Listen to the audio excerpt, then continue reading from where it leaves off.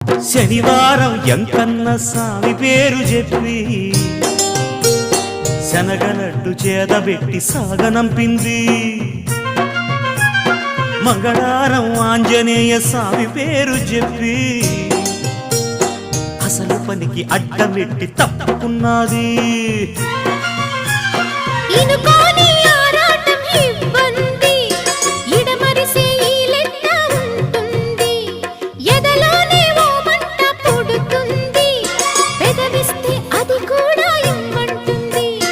చిరుముద్దుకి ఉండాలి చీకటి అంది, ఏ కళ్ళు పడకుంటే ఓకే అంది.